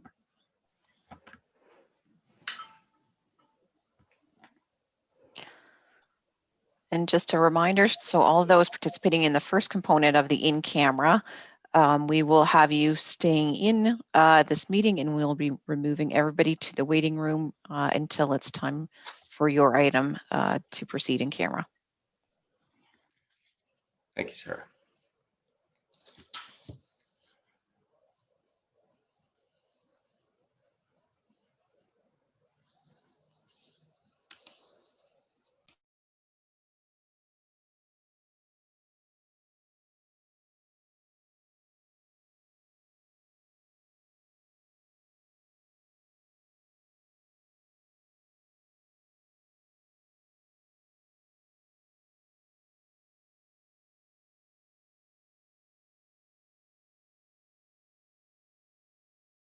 Forget it.